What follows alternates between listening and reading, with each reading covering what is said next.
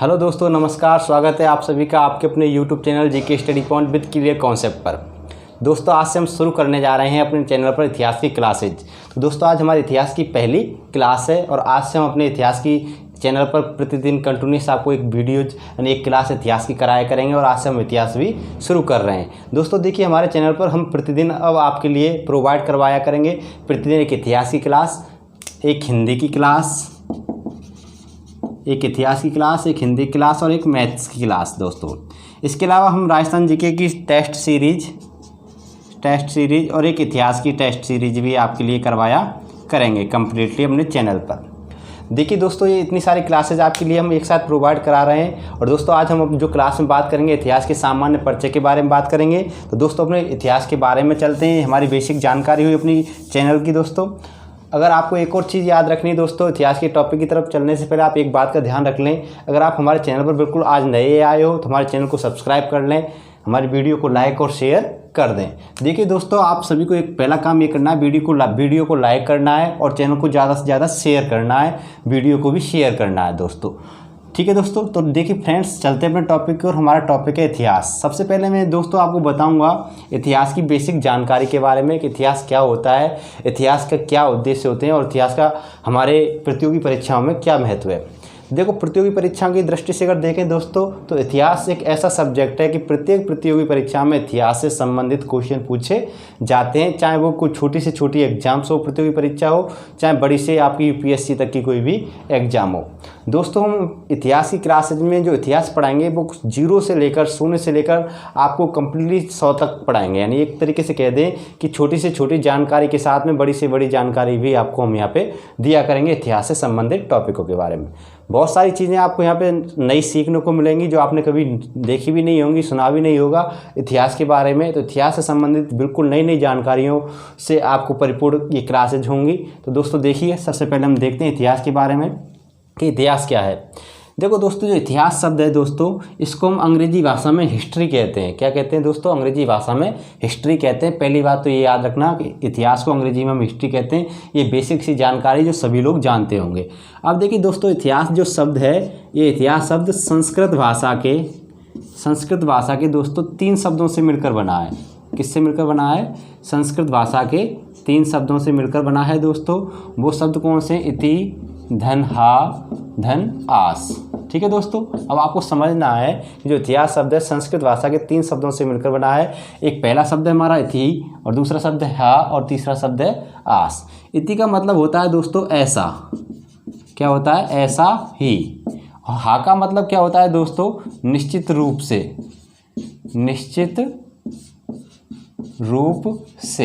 और दोस्तों आस का मतलब होता है था। क्या होता था? तो कुल मिला के कह सकते हैं कि जो इतिहास शब्द है, अगर इतिहास के तात्पर्य की बारे में पूछे कि इतिहास क्या है, इतिहास का तात्पर्य क्या है, तो दोस्तों आपको बता देना कि इतिहास शब्द संस्कृत भाषा के 3 शब्द यानी इति, धन, हा, धन, आस से मिलकर बना है, जिसका तात्पर्य क्या होता है दोस्तों? ऐसा निश्चित रूप से था। यानी हम कह सकते हैं कि इतिहास के अंतर्गत ऐसी घटनाओं को हम लेते हैं, ऐसे तथ्यों को लेते हैं जो निश्चित रूप से क्या हुए हो, घटित हुए हों। अगर हम वैसे बेसिक रूप से इसकी परिभाषा देखें तो इसकी परिभाषा के अंतर्गत हम 2 पॉइंटों को आपको लेना है दोस्तों कि इतिहास के अंतर्गत क्या किया जाता है दोस्तों? अतीत की घटनाओं का अध्ययन किया जाता है। क्या किया जाता है? अतीत की घटनाओं का अध्ययन। ठीक है दोस्तों, एक बात एक याद रखनी है। दूसरी, इतिहास के अंतर्गत क्या किया जाता है कि अतीत से जुड़े किसी व्यक्ति का अध्ययन। ठीक है दोस्तों, अतीत से जुड़े किसी व्यक्ति का अध्ययन। हम कुल मिला के कह सकते हैं कि इतिहास के अंतर्गत इतिहास का तात्पर्य हो गया कि ऐसा निश्चित रूप से था। और इतिहास के अंतर्गत हम किसका अध्ययन करते हैं दोस्तों? अतीत की घटनाओं का अध्ययन करते हैं और अतीत से जुड़े किसी व्यक्ति का अध्ययन करते हैं। जैसे हम कह सकते हैं कि अतीत से जुड़ी कोई घटना ले लेते हैं दोस्तों, जैसे हम ले लेते हैं महाभारत। क्या ले लेते हैं दोस्तों? महाभारत। तो क्या एक अतीत की घटना है, अगर इसका हम अध्ययन करेंगे तो वो किसके अंतर्गत करेंगे दोस्तों? इतिहास के अंतर्गत करेंगे। और इस व्यक्ति के अंतर्गत ले लें, गांधी जी ले लेते हैं। अगर गांधी जी के बारे में अध्ययन करेंगे, क्या अतीत से जुड़े हुए एक व्यक्ति हैं, इनका अगर अध्ययन करेंगे तो हम किस में करेंगे दोस्तों, इतिहास में करेंगे। तो कुल मिला के कह सकते हैं कि इतिहास क्या होता है कि अतीत की घटनाओं का अध्ययन ही इतिहास होता है, या अतीत से जुड़े किसी व्यक्ति का अध्ययन ही क्या होता है दोस्तों, इतिहास होता है। अब दोस्तों इसके बारे में एक और परिभाषा मैं आपको बता देता हूँ। एक इतिहासकार हैं एडवर्ड हॉलेट कार, एक दोस्तों इतिहासकार हैं एडवर्ड हॉलेट कार, एक ब्रिटेन के इतिहासकार हैं दोस्तों। और इनकी एक बहुत प्रसिद्ध परिभाषा है दोस्तों कि इतिहास, इनकी प्रसिद्ध परिभाषा है दोस्तों, बहुत ज़्यादा पेपर में पूछी जाती है कि इतिहास अतीत और वर्तमान के बीच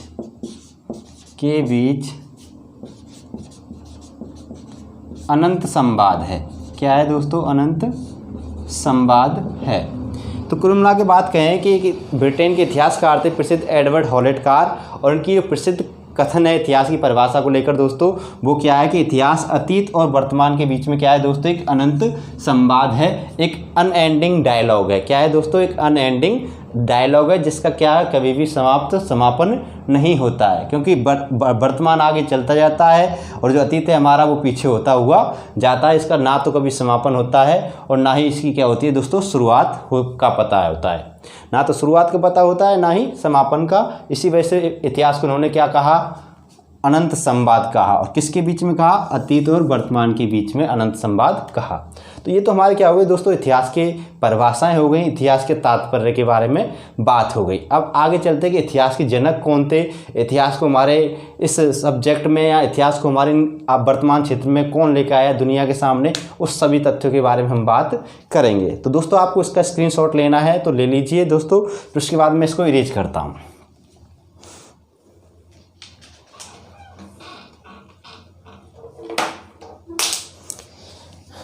ठीक है दोस्तों, देखिए नेक्स्ट अगली टॉपिक की हम बात करते हैं। इसमें अगला जो हमारा टॉपिक्स है दोस्तों वो ये है कि इतिहास के पिता कौन थे, इतिहास के जनक कौन थे, इस बारे में अगर हम बात करते हैं दोस्तों। देखिए अगर हम बात करें दोस्तों कि इतिहास के जनक के बारे में, अब जो नेक्स्ट हमारा टॉपिक है दोस्तों वो है इतिहास के जनक या पिता, इतिहास के जनक या पिता। बहुत इंपॉर्टेंट पॉइंट्स है दोस्तों, ये समझना बात कि इतिहास के जनक कौन थे, पिता कौन थे। देखो दोस्तों समझना ये बात, यहाँ पे मैं आपको बता देता हूँ कि जो इतिहास के जनक या पिता कहा जाता है दोस्तों,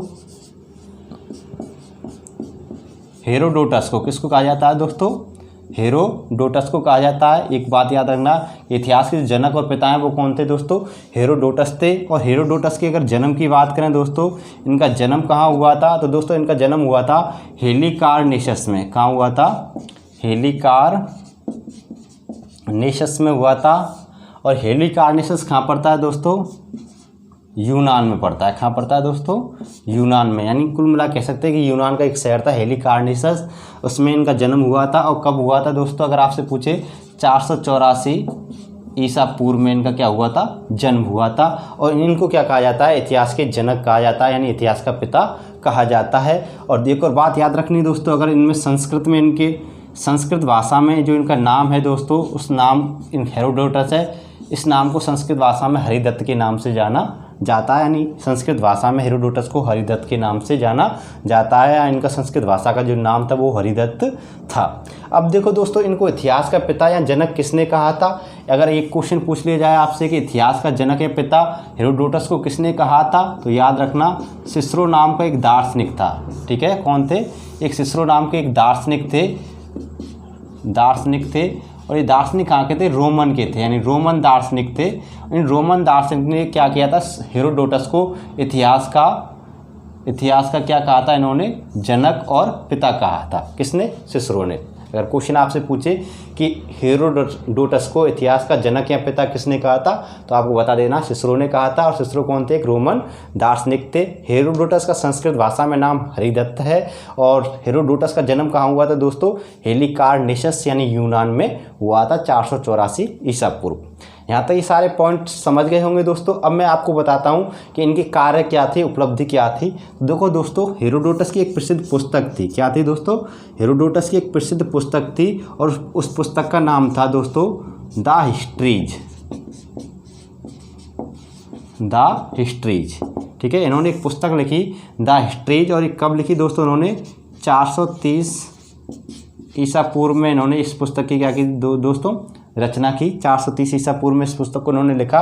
और इस पुस्तक के अदर नेम्स की बात करें, अन्य नामों की बात करें दोस्तों, इस पुस्तक को अन्य नाम है दोस्तों इसको हिस्टोरिका। एक और नाम मिलता है इस पुस्तक का, हिस्टोरिका। एक और नाम मिलता है इसका दोस्तों द रिसर्चेज। एक नाम और मिलता है इसका द रिसर्चेज। एक और नाम मिलता है दोस्तों इसका द इंक्वायरीज। ठीक है दोस्तों, तो इस पुस्तक के अन्य नाम और हैं किसके? द हिस्ट्रीज के। इस पुस्तक के अन्य नाम क्या हैं दोस्तों? Historica, the researches, the inquiries. ठीक है, ये 3 अन्य नाम इसी पुस्तक के हैं। और इस पुस्तक की रचना कौन है दोस्तों? हेरोडोटस हैं। और ये इतिहास की पहली पुस्तक मानी जाती है। जो किसने लिखी थी दोस्तों? हेरोडोटस ने लिखी थी। और इस पुस्तक में इन्होंने दोस्तों एक बात समझना, इस पुस्तक में इन्होंने पेलोपोनेशियन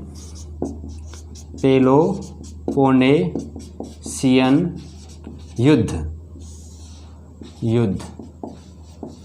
यानी कुल मिला कह सकते हैं कि पेलोपोनेशियन युद्ध। और ये युद्ध क्या है दोस्तों? यूनान व ईरान के मध्य होने वाला युद्ध। ठीक है दोस्तों, इसको हम क्या कहते हैं? पेलोपोनेशियन युद्ध। इसका क्या किया है? विस्तृत विवरण दिया है। क्या दिया है दोस्तों? विस्तृत विवरण दिया है। अब बात समझना दोस्तों कि इतिहास की पहली पुस्तक कौन सी थी दोस्तों? द हिस्ट्रीज थी। इतिहास के जनक और पिता कौन थे? हेरोडोटस थे। हेरोडोटस को इतिहास का जनक या पिता किसने कहा था? सिसरो ने कहा था। सिसरो कौन थे दोस्तों? रोमन दार्शनिक थे। हेरोडोटस का संस्कृत भाषा में नाम क्या है दोस्तों? हरिदत्त है। हेरोडोटस का जन्म कहाँ हुआ था दोस्तों? हेलिकार्नेसस यानी यूनान में हुआ था 484 ईसा पूर्व में। ठीक है दोस्तों, हेरोडोटस ने एक पुस्तक लिखी द हिस्ट्रीज। और इस पुस्तक में याद रखना दोस्तों, इस पुस्तक में इन्होंने क्या किया कि पेलोपोनेशियन युद्ध यानी जो यूनान व ईरान के मध्य होने वाला युद्ध था, इस युद्ध का क्या किया था? विस्तृत विवरण दिया था, विस्तृत वर्णन दिया था। अब दोस्तों नेक्स्ट अगली बात करें हम हिस्ट्री की, कि हेरोडोटस ने ही, यानी हम कुल मिला कह सकते हैं हेरोडोटस ने ही हिस्ट्री शब्द का प्रयोग किया। सबसे पहले क्या किया? हिस्ट्री शब्द का सर्वप्रथम प्रयोग किया। सर्वप्रथम क्या किया दोस्तों? प्रयोग किया। सर्वप्रथम प्रयोग किया। अब देखो दोस्तों, जो हिस्ट्री शब्द है, ये हिस्ट्री शब्द ग्रीक भाषा के शब्द से यानी यूनानी भाषा के हिस्टोरिया से बना है। किससे बना है? यूनानी भाषा के हिस्टोरिया से बना है। और दोस्तों जिस हिस्टोरिया का तात्पर्य क्या होता है? शोध व अन्वेषण से प्राप्त ज्ञान।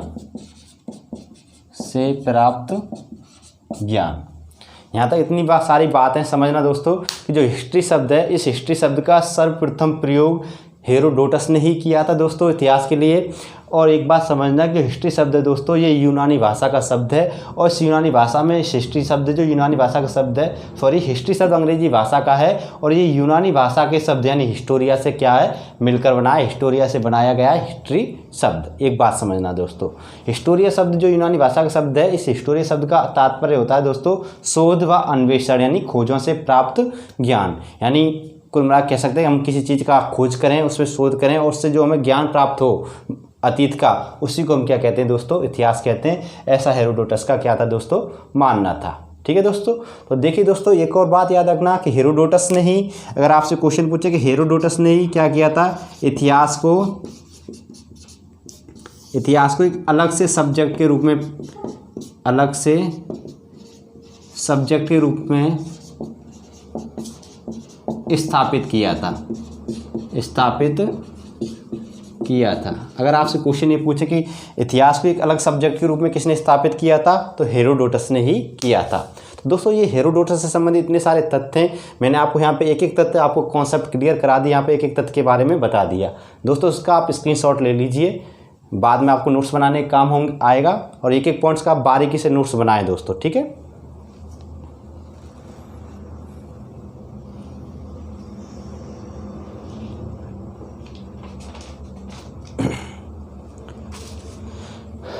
ठीक है दोस्तों, अब ये यहाँ तक कंप्लीट हो गया। अब इसके बाद में मैं नेक्स्ट अगले पॉइंट्स पे बात करता हूँ दोस्तों, यानी इतिहास के जनक, इतिहास के जन्मदाता। अगर आपसे कोई क्वेश्चन पूछे कि इतिहास के जनक कौन थे, इतिहास के जन्मदाता कौन थे, तो दोस्तों आपको बता देना है कि इतिहास के जन्मदाता कौन थे, हेरोडोटस थे। किसने कहा था सबसे पहले इनको इतिहास का जनक या पिता या जन्मदाता, तो सिसरो ने कहा था। सिसरो कौन थे, एक रोमन दार्शनिक थे। ठीक है दोस्तों, सिसरो कौन थे, एक रोमन दार्शनिक थे। देखिए दोस्तों, नेक्स्ट इसके बाद में हम बात करेंगे इतिहास के अंग या घटक के बारे में। किसके बारे में दोस्तों, इतिहास के अंग या घटक के बारे में। देखिए जब इतिहास को हम पढ़ते हैं दोस्तों, तो इतिहास को पढ़ते समय हमें 4 अंगों की या 4 घटकों की आवश्यकता होती है। यानी इतिहास के अंतर्गत हम 4 घटकों के बारे में पढ़ते हैं। किस किस के बारे में पढ़ते हैं दोस्तों, वो देख लेते हैं। काल या समय, ठीक है दोस्तों, व्यक्ति, स्थान और घटना। दोस्तों यहाँ से क्वेश्चन बन सकता है, एग्जाम पूछ सकता है कि इतिहास के निम्न में से कौन सा इतिहास का घटक नहीं है या इतिहास का अंग नहीं है। दोस्तों याद रखना, ये 4 चीज़ें इतिहास के अंग या घटक होती हैं। याद रखना, काल, व्यक्ति, स्थान और घटना। मान चलो मैं कह देता हूँ कि कोई घटना घटित हुई, ठीक है, किस व्यक्ति से घटित है। अब क्वेश्चन हमारे मन में यही आएगा कि घटना हुई कौन सी, क्या घटना हुई, हमारे मन में आएगा क्या घटना हुई, कहाँ हुई, वो व्यक्ति कौन था और ये कब हुई। ठीक है दोस्तों, तो याद रखना ये 4 प्रश्नों का ये क्या निर्धारण करते हैं, चारों चीज़ें। अगर आपसे क्वेश्चन आपके मन में कोई घटना हुई, मैंने आपके बारे में कोई घटना बताई, मैंने कहा पानीपत का युद्ध लिख दिया, ये घटना के बारे में लिख दिया मैंने यहाँ पे पानीपत का युद्ध, तो आपके मन में ये आएगा कि ये कहाँ हुआ था और किन किन के मध्य हुआ था और कब हुआ था। यानी ये चारों घटक एक दूसरे से जुड़े हुए होते हैं। यानी एक मान चलो मैं यहाँ पे एक घटक आपको मिल जाएगा, बाकी के 3 घटकों के प्रश्न आपके मन में स्वतः ही उठ जाएंगे कि 3 घटक कौन कौन से हैं, वो उनके मन में आपके मन में स्वतः ही प्रश्न उठेंगे। तो कुल मिला कह सकते हैं 4 अंग क्या होते हैं, हमारे इतिहास के अंग या घटक होते हैं। ठीक है दोस्तों, इन चारों के बारे में आपको जानना है, तो मैंने इन चारों के बारे में आपको बता दिया। अब नेक्स्ट इसके बारे में हम अगला जो पॉइंट पढ़ेंगे दोस्तों, अगला पॉइंट है हमारा इतिहास की तिथियाँ। इतिहास की तिथियाँ। नेक्स्ट इसके बाद में देखो दोस्तों, इतिहास की तिथियाँ।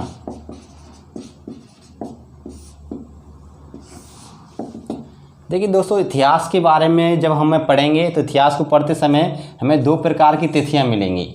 अब वो 2 प्रकार की तिथियाँ कौन कौन सी दोस्तों, एक तिथि होती है हमारी ईसा पूर्व। क्या होती है, ईसा पूर्व। ठीक है दोस्तों, जिसको हम इंग्लिश में बोलते हैं वीसी, यानी कुल मिला के हम कह सकते हैं इसको बिफोर क्राइस्ट। ठीक है, बिफोर क्राइस्ट।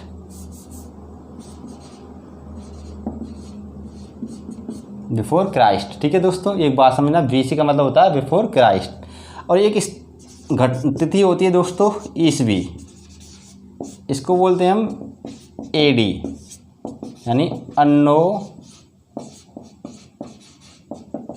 डोमिनी। क्या होता है, अन्नो डोमिनी। अब देखो दोस्तों, ये इतिहास की क्या होती है, तिथि निर्धारण करने की क्या है, तिथियां हैं। अब देखो दोस्तों, ईसा पूर्व का मतलब क्या होता है, ईसवी का मतलब क्या होता है, पहले मैं इनके बारे में समझा देता हूँ आपको। जो ईसा पूर्व होता है दोस्तों, इस ईसा पूर्व का तात्पर्य ये होता है कि ईसा मसीह के जन्म से पूर्व की घटनाएं, पूर्व की घटनाएं। ठीक है दोस्तों, और इस ईसवी का तात्पर्य होता है दोस्तों ईसा मसीह के जन्म के बाद की घटनाएं, जन्म के बाद की घटनाएं। देखो दोस्तों, समझना कि वर्तमान में मैं आपको समझा देता हूँ, ईसा पूर्व और ईसवी क्या है। बिफोर क्राइस्ट कह सकते हैं कि ईसा मसीह के जन्म से पहले की बात, और ईसा मसीह के जन्म के बाद की बात ईसवी। देखो दोस्तों, हमारे आज के समय में अगर हम बात करें वर्तमान में क्या चल रही है दोस्तों, 2020 चल रही है। क्या चल रही है दोस्तों, वर्तमान में हम कह सकते हैं कि 2020 ईस्वी चल रही है। क्या चल रही है, 2020 ईस्वी चल रही है। अब ये 2020 ईस्वी है, ये प्रारंभ कहाँ से हुई होगी दोस्तों, तो अगर हम बात करें कि 2020 ईस्वी है, ये प्रारंभ 1 ईस्वी से हुई होगी। कहाँ से हुई होगी दोस्तों, 1 ईस्वी से हुई होगी। ठीक है दोस्तों, तो हम कह सकते हैं कि इस दरमियान, यानी इस दरमियान हम कह सकते हैं कि इतनी जो समय है, इस समय को गुजरने में, यानी 1 से लेकर 2020 तक, यानी ईस्वी तक पहुंचने में कुल टोटल कितने वर्ष का समय लग गया दोस्तों, 2020 के वर्ष का समय लग गया है। ठीक है दोस्तों, यानी कह सकते हैं कि 1 ईस्वी में 1 वर्ष हो गया। अब 2020 ईस्वी चल रही है, तो अगली साल 2021 ईस्वी आएगी। नेक्स्ट क्या आएगी दोस्तों, 2021 ईस्वी आएगी। और इससे पहले क्या थी हमारी, 2019 थी। तो इस प्रकार 1 से स्टार्ट हुई और 1 से स्टार्ट होते होते 2020 तक पहुंच गई। तो कुल टोटल कितना समय हो गया दोस्तों, कंप्लीटली 2019 वर्ष हो गई और 2020वीं वर्ष चल रही है। तो क्या हमारा इतिहास 2020 वर्ष ही पुराना है दोस्तों, नहीं। अब उसके बाद हम बात करें यहाँ से 1 से लेकर फिर उल्टे चलते हैं इधर की तरफ। अब इधर से क्या चलते हैं दोस्तों, इधर की तरफ चलते हैं घटते क्रम में। ये क्या हमारा बढ़ते हुए क्रम में जा रहा है, ये कैसे जा रहा है, बढ़ते हुए क्रम में। अब यहाँ से क्या होगा दोस्तों, यहाँ से चलेगा 1 2 3 4 5। ठीक है दोस्तों, इस प्रकार इधर की साइड चलेगा। अब मान चलो जो उल्टे क्रम में आ रही हैं दोस्तों, ये इस साइड की जो वर्षें होंगी इनको तो कहेंगे दोस्तों ईसा पूर्व, और इस साइड में जो बढ़ते क्रम की समय होगा उसको क्या कहेंगे हम, ईसवी। अब मान चलो कोई घटना इस वर्ष से, यानी इस 1 वर्ष से पहले घटित, 2 साल पहले घटित हो गई। कुल मिला के 2020 वर्ष तो ये है ही है, लेकिन सर इससे 2 वर्ष पहले, कुल मिला के हम कह सकते हैं 2022 साल पहले कोई घटना घटित हुई हो, 2020 हो गई।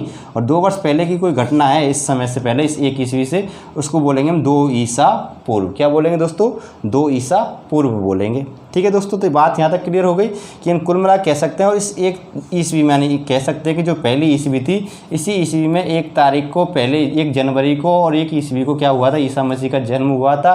इसी वजह से इस तारीख से जो पहले का जो समय था उसको ईसा पूर्व में रख दिया गया, और इस तारीख के बाद का जो समय निर्धारण हुआ उसको ईस्वी में रख दिया गया। ठीक है दोस्तों, तो ये क्या हो गई, हमारे इतिहास की तिथियों की क्या हो गई, तिथियाँ निर्धारण हो गई। अब उसके बाद में देखो दोस्तों, मैं आपको बताता हूँ समय शब्दावली के बारे में। ये तो हमारे इतिहास की क्या हुई तिथियाँ, इंपॉर्टेंट है दोस्तों, स्क्रीनशॉट ले लीजिए, बहुत ही इंपॉर्टेंट है।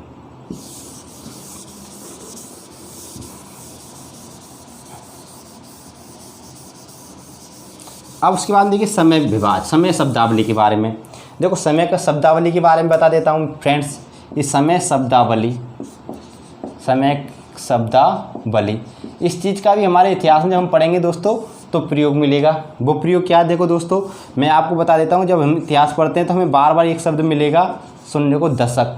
ठीक है दोस्तों, इंग्लिश में इसको बोलते हैं हम डिकेड। क्या बोलते हैं दोस्तों, डिकेड बोलते हैं। और इस दशक को क्या बोलते हैं हम, 10 वर्ष की अवधि कहते हैं। क्या बोलते हैं दोस्तों, 10 वर्ष की अवधि को हम क्या कहते हैं दोस्तों, डिकेड कहते हैं। दूसरा अगर हम दोस्तों आपसे कहें कि एक आएगी हमारी सिल्वर जुबली। क्या आएगी दोस्तों, सिल्वर जुबली। एक आएगी दोस्तों हमारी रूबी जुबली। ठीक है दोस्तों, एक आएगी हमारी दोस्तों गोल्डन जुबली, गोल्डन जुबली। एक आएगी दोस्तों हमारी डायमंड जुबली, डायमंड जुबली। और एक दोस्तों आएगी हमारी प्लेटिनम जुबली। अब इसके बाद में एक और आएगा फ्रेंड्स, शताब्दी या सदी। ठीक है दोस्तों, जो सिल्वर जुबली होती है दोस्तों वो 25 वर्ष की अवधि को कहते हैं। किसको कहते हैं, 25 वर्ष की अवधि को सिल्वर जुबली कहते हैं। अगर आपसे रूबी जुबली के बारे में बात करें दोस्तों, रूबी जुबली क्या होती है, 10 वर्ष की अवधि को कहते हैं, 10 वर्ष की अवधि को कहते हैं। अगर गोल्डन जुबली के बारे में बात करें दोस्तों तो गोल्डन जुबली 50 वर्ष की अवधि को कहते हैं। अगर वो आपसे कोई पूछे कि डायमंड जुबली कितने वर्ष की होती है तो 60 वर्ष की अवधि होती है डायमंड जुबली में दोस्तों। वो अगर आपसे पूछे दोस्तों प्लेटिनम जुबली तो 75 वर्ष की अवधि को कहते हैं। ठीक है दोस्तों, शताब्दी या सदी किसको बोलते हैं, 100 वर्ष की अवधि को कहते हैं। अब दोस्तों मैं ये सब क्यों बताया आपको, जब आप पढ़ते हो, इतिहास पढ़ते हो, तो हम वर्तमान में जब करंट पढ़ते हैं तो कहते हैं मान चलो कि ये कोई भी स्मारक बना कि इस स्मारक की आज सिल्वर जुबली है। क्या है दोस्तों, सिल्वर जुबली है। सिल्वर जुबली का मतलब हो गया दोस्तों 125 वर्ष हो गए। कह देते हैं कि मान चलो इस कंपनी को बने हुए 50 साल हो गए, तो कहते हैं इस कंपनी की अब क्या है, गोल्डन जुबली है। तो इस प्रकार ये इतिहास की क्या है, जुबलियाँ हैं, इनको आपको याद रखना है कि रूबी जुबली कितने वर्ष की होती है, सिल्वर जुबली कितने वर्ष की होती है, डायमंड जुबली कितने वर्ष की होती है, और प्लेटिनम जुबली कितने वर्ष की होती है, शताब्दी या सदी क्या होता है। अब इसके बाद में देखो दोस्तों और भी चीज़ आती हैं, और चीज़ मैं बताता हूँ। इनके अलावा एक होता है दोस्तों पूर्वार्ध। क्या होता है, पूर्वार्ध। ठीक है दोस्तों, पूर्वार्ध किसे कहते हैं, सदी के प्रथम 50 वर्ष को, प्रथम 50 वर्ष को कहते हैं दोस्तों। कह सकते हैं कि 1 से 50 वर्ष। ठीक है दोस्तों, एक होता है दोस्तों उत्तरार्ध।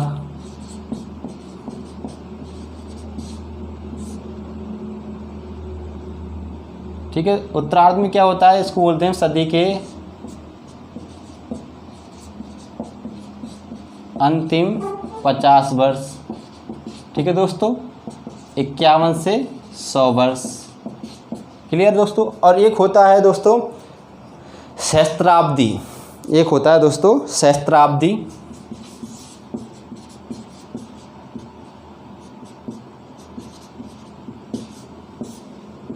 ये होती है दोस्तों 1000 वर्ष की अवधि।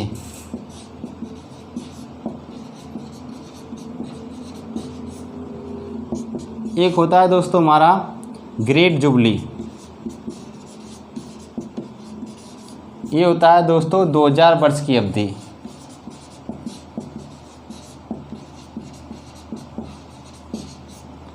स्क्रीनशॉट ले लीजिए दोस्तों, बहुत इंपॉर्टेंट पॉइंट्स हैं सारे। दशक किसे कहते हैं, सिल्वर जुबली किसे कहते हैं, रूबी जुबली किसे कहते हैं, गोल्डन जुबली किसे कहते हैं, डायमंड जुबली किसे कहते हैं, और प्लेटिनम जुबली किसे कहते हैं, और आपकी शताब्दी क्या होती है, पूर्वार्ध क्या होता है, उत्तरार्ध क्या होता है, सहस्त्राब्दी क्या होती है, ग्रेट जुबली क्या होती है। बहुत ही इंपॉर्टेंट्स हैं दोस्तों।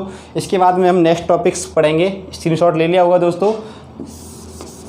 अब देखिए दोस्तों, अगली बात करेंगे हम इतिहास के विभाजन के बारे में। किसके बारे में बात करेंगे,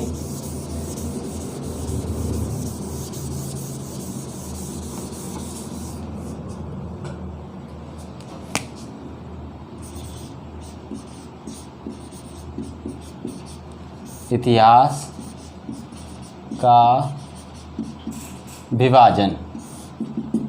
देखिए दोस्तों, इतिहास का विभाजन हम दोस्तों कितने भागों में करते हैं, 3 भागों में करते हैं इतिहास के विभाजन। अब वो 3 भाग कौन कौन से हम देख सकते हैं कि इतिहास को हम 3 भागों में बांटते हैं। कितने भागों में बांटते हैं, इस इतिहास को हम 3 भागों में बांटते हैं। इतिहास का विभाजन हम कितने भागों में करते हैं, 3 भागों में करते हैं दोस्तों। पहला भाग है दोस्तों इसका प्राग ऐतिहासिक काल, प्रागैतिहासिक काल। ठीक है दोस्तों। अब दूसरा इसका जो काल है दोस्तों वो है आद ऐतिहासिक काल, आद ऐतिहासिक काल। और जो तीसरा काल है दोस्तों इसका है वो है ऐतिहासिक काल। ठीक है दोस्तों। अब देखो समझना, इंग्लिश में इसको प्राग ऐतिहासिक काल को अगर आपसे क्वेश्चन पूछे कि इंग्लिश में इसको क्या बोलते हैं, तो आप इसको बता सकते हैं प्री हिस्टोरिक पीरियड। क्या बोलते हैं दोस्तों इसको, प्री हिस्टोरिक पीरियड बोलते हैं इंग्लिश में, प्री हिस्टोरिक पीरियड। ठीक है दोस्तों। इसको बोलते हैं प्रोटो हिस्टोरिक पीरियड, और इसको इंग्लिश में बोलते हैं दोस्तों हिस्टोरिक पीरियड। क्लियर हो गया दोस्तों। अब ये तीनों काल क्या क्या हैं दोस्तों समझें कि प्राग ऐतिहासिक काल दोस्तों एक ऐसा काल होता है जिसके बारे में कोई जानकारी नहीं है हमें। क्या है, कोई जानकारी नहीं है, कोई लिखित साक्ष्य नहीं है, कोई लिखित साक्ष्य नहीं है, कोई प्रमाण नहीं है, कोई प्रमाण नहीं है। ऐसा हम कुल मिला कह सकते हैं कि ऐसा काल जिस काल के बारे में हमें कोई जानकारी ना हो, कोई लिखित साक्ष्य ना हो, कोई प्रमाण ना हो, उस काल को हम क्या कहते हैं दोस्तों, प्राग ऐतिहासिक काल कहते हैं। और ऐसा काल दोस्तों हमारा कौन सा है, पाषाण काल। कौन सा है दोस्तों? पाषाण काल। ठीक है, क्लियर दोस्तों यहाँ तक। अब बात करें आदि ऐतिहासिक काल की दोस्तों, कि आदि ऐतिहासिक काल दोस्तों एक ऐसा काल है, इस काल के बारे में हमें क्या है दोस्तों? लिखित साक्ष्य हैं, लिखित साक्ष्य हैं, ठीक है, पर जानकारी नहीं है, पर जानकारी नहीं है। हमें कुछ शब्द तो लिखे मिल गए, इनकी जो लिपि है, गोल लिपि है, उनके बारे में हम जान ही नहीं पाए कि ये क्या चीज़ है। लिखित साक्ष्य मिल गए पर मिलने का कोई फ़ायदा नहीं हुआ, कोई हम जान नहीं पाए क्या है। तो ऐसे काल, जिस काल के बारे में हमें जानकारी तो है, यानी लिखित साक्ष्य प्रमाण तो हैं, लेकिन हम उनको जान ही नहीं पा रहे हैं, उनको जानकारी नहीं कर पा रहे हैं, उस काल को हमने किस काल में बांटा? आदि ऐतिहासिक काल में बांटा। ठीक है दोस्तों, इसमें हम कह सकते हैं कि ऐसा, जैसे हम डिवाइडेशन करें तो इसके अंतर्गत दो आते हैं, जैसे हम कह सकते हैं सिंधु सभ्यता। सिंधु सभ्यता की खुदाई में हमें बहुत सारी चीज़ें मिल तो गई, लेकिन इनको संपूर्ण कंप्लीटली हमें पता ही नहीं कर पाया कि वहाँ पे क्या क्या होता था, क्या नहीं होता था। जैसे हम कह सकते हैं वैदिक सभ्यता। वैदिक सभ्यता, वैदिक सभ्यता में हमें पता नहीं कहाँ से आर्य आए, कैसे विकास हुआ, केवल अंदाज़ा लगाते हैं। ऐतिहासिक काल के बारे में बात करें, कि इस काल के बारे में बात करें दोस्तों, तो इस काल की विशेषता क्या है? कि साक्ष्य हैं, साक्ष्य हैं, प्रमाण है और जानकारी है, जानकारी है। यानी ये वह काल है जिस काल के बारे में हमारे पास क्या है? साक्ष्य भी है, प्रमाण भी है और जानकारी है। और ये काल क्या है? महाजनपद काल के बाद से अब तक, यानी कुल मिला कह सकते हैं महाजनपद काल के बाद से अब तक का जो समय है वो सभी समय किस में आता है दोस्तों? ऐतिहासिक काल में आता है। अब उसके बाद में देखो दोस्तों, हम अपनी जो इतिहास का विभाजन हमने कर दिया, उसके बाद हम क्रम से पढ़ेंगे दोस्तों, एक एक पॉइंट्स वाइज पढ़ेंगे, कि पहले प्राग ऐतिहासिक काल के बारे में, फिर आदि ऐतिहासिक काल के बारे में, फिर ऐतिहासिक काल के बारे में। ये तो हमारे क्या हो गया? इतिहास का विभाजन हो गया दोस्तों। लेकिन अगर हम इतिहास के बारे में बात करें, इतिहास के अलावा हम बात करें दोस्तों किसकी? अपने भारत के इतिहास की। भारत का इतिहास का विभाजन क्या है दोस्तों? तो भारत के इतिहास के विभाजन मैं आपको बता देता हूं दोस्तों यहीं से ही, कि जो ऐतिहासिक काल है, इस काल में हमने भारत का विभाजन आता है, और उस काल में हम भारत के विभाजन को 3 भागों में बांटते हैं। कितने भागों में बांटते हैं दोस्तों? 3 भागों में बांटते हैं। एक होता है हमारा प्राचीन भारत, एक है मध्यकालीन भारत, और एक है हमारा दोस्तों आधुनिक भारत। जो ऐतिहासिक काल है, इस काल को में ही अपने भारत के इतिहास को पढ़ेंगे दोस्तों। भारत का इतिहास पढ़ते समय हम कितने भागों में पढ़ेंगे भारत के इतिहास को दोस्तों? एक प्राचीन भारत, मध्यकालीन भारत और आधुनिक भारत, यानी कुल मिला के का भाग है हमारे इतिहास के 3 जो पार्टीशन है, प्राचीन भारत, मध्यकालीन भारत और आधुनिक भारत। तीनों पार्टीशन को हम आपको कम्प्लीटली अपनी वीडियो में यहाँ अपने क्लासेज के माध्यम से आपको संपूर्ण यानी कम्प्लीटली करवाएंगे। तो दोस्तों आज की वीडियो में बस इतना ही। नेक्स्ट जो कल भाग होगा हमारा दोस्तों, कल की वीडियो में प्राग ऐतिहासिक काल और पाषाण काल के बारे में पढ़ेंगे दोस्तों। यानी कुल मिला कह सकते हैं कि सबसे पहले प्राग ऐतिहासिक काल पढ़ाएंगे, फिर पाषाण काल पढ़ाएंगे दोस्तों, फिर सिंधु घाटी सभ्यता, फिर वैदिक सभ्यता, वैदिक सभ्यता के बाद में महाजनपद के बाद का भारत पढ़ाएंगे दोस्तों। इस प्रकार हमारे भारत के यानी इतिहास का क्या चलेगा? क्रमबद्ध रूप से आपकी पढ़ाई चलेगी। तो दोस्तों आज की हमारी ये जो वीडियो है, क्लास है, आपको पसंद आई है तो वीडियो को आप ज़्यादा से ज़्यादा लाइक करें, ज़्यादा से ज़्यादा शेयर करें दोस्तों। सबसे ज़्यादा फोकस आप शेयर करने पे रखें, वीडियो को शेयर करते रहें और एक दूसरे को पहुंचाते रहें। अपने जितने भी साथी हैं, अपने साथ जुड़े हुए हैं, सभी को आप इनकी लिंक भेजकर शेयर करें दोस्तों। और उसके बाद में दोस्तों वीडियो को शेयर के बाद में अगर आपने चैनल अभी तक सब्सक्राइब नहीं किया दोस्तों, चैनल को सब्सक्राइब कर लें।